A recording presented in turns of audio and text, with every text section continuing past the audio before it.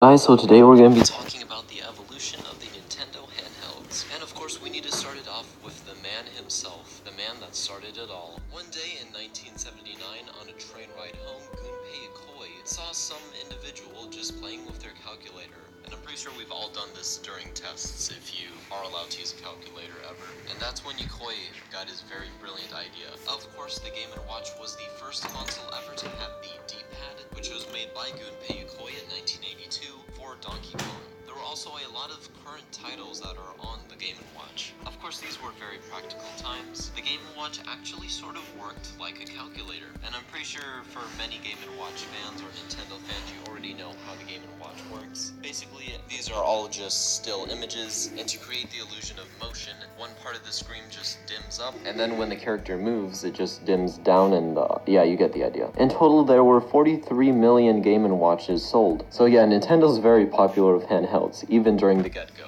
Ironically, Nintendo was celebrating their 100th birthday, so the Game Boy being released in '89 was a very interesting time. When Game Boy was still in its development stages, it was called the Dot Matrix game, and there were some people that actually didn't like the Dot Matrix game. Employees at Nintendo were even called Dame Games, and if you don't know what Dame means in Japanese, it basically means like lame.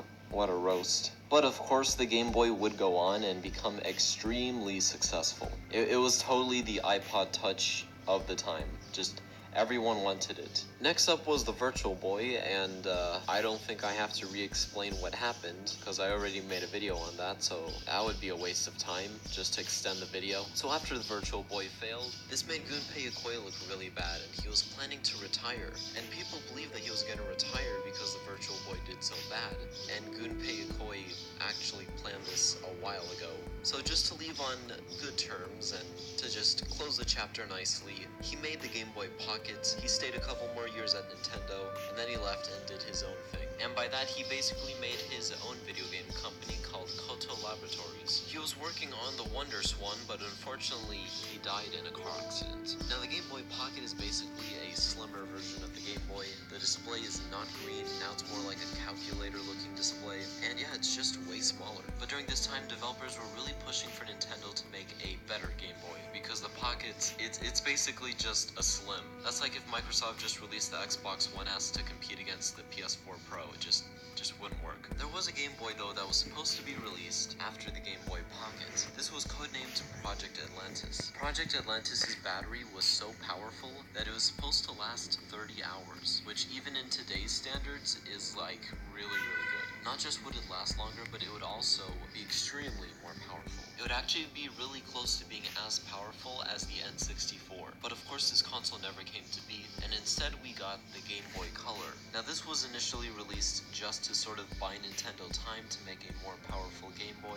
And one of the oddest things though about the Game Boy Color is that there's no backlight. So it just looks really odd trying to play games with it. But there was a Game Boy though that was released that same year with a backlight, and it was called the Game Boy Light. Now, why didn't they put this in the Game Boy Color really beats me.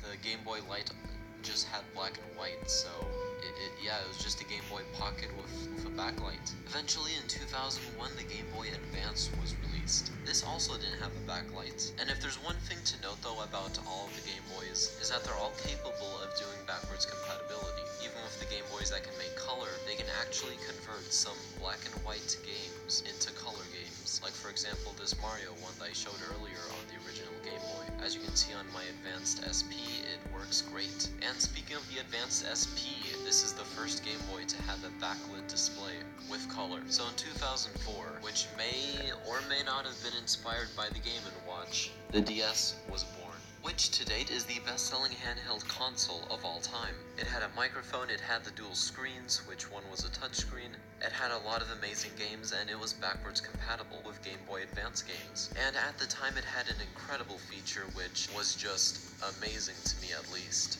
And it was a feature that allowed you to talk to other people on it from a very close range. So in the classroom, if your friend is like all the way in the back and you're all the way in the front, you can connect and talk. And it was called PictoChat. And I'm pretty sure a few of you may have remembered that. That truly was like amazing and revolutionary.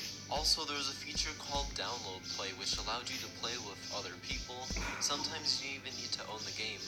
You just need for one friend to own it and you can all connect your DSs. Also, you can just play the game by yourself. If your friend owns it, then you can just download it and sort of have like a little demo and play it, which is actually a pretty good idea to sell the product. So then in 2005, 1 year later after the DS, the Game Boy Micro came, and I don't really know what to say about this. For the most part, besides the screen getting better, it's just a small Game Boy Advance. But to some people, the screen is a little bit too small, and I can tell why. I've never seen one in person, but I think by the images you can just tell that, yeah, the screen is pretty small. So because it didn't sell well, in total it only sold 2 million units. This was sort of the thing that ended the Game Boy, and Nintendo wanted to focus more on the DS because the DS began picking up. It is not new technology, but it is a brand new look.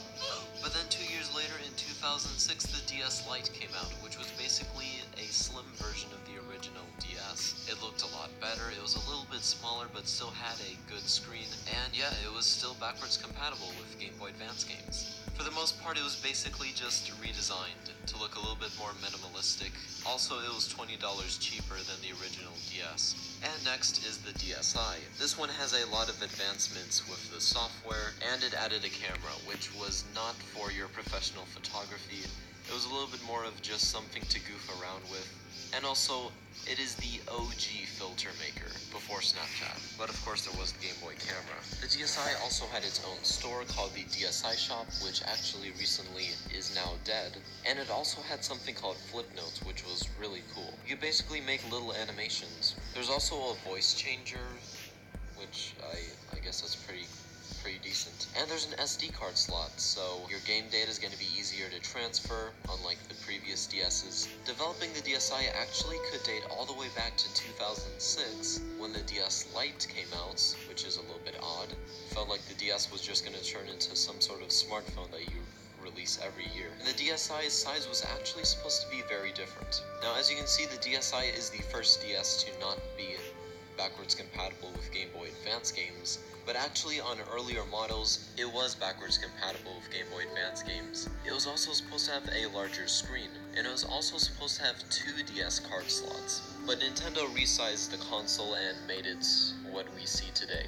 And there's nothing really much to say about the DSi XL. It had a better battery life because it's bigger, you know, the screen's bigger and stuff, but for the most part that's basically it. But I do have to compliment, it does look like a beautiful product though. And now on to the 3DS. Nintendo has a very interesting history with experimenting on the idea of 3D. It can date all the way back to the Famicom 3D system.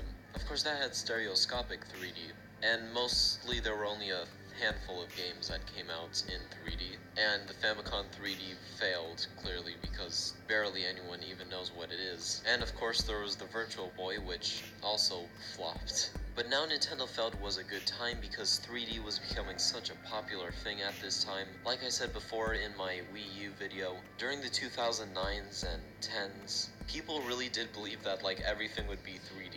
Like your phone, your TV, anything with a screen. Of course, we know today that that was just a kitschy, shitty trend, but back then, that was the future. So Nintendo added 3D to their DS, and it was a pretty clever name, honestly, the 3DS. I gotta give them props for that.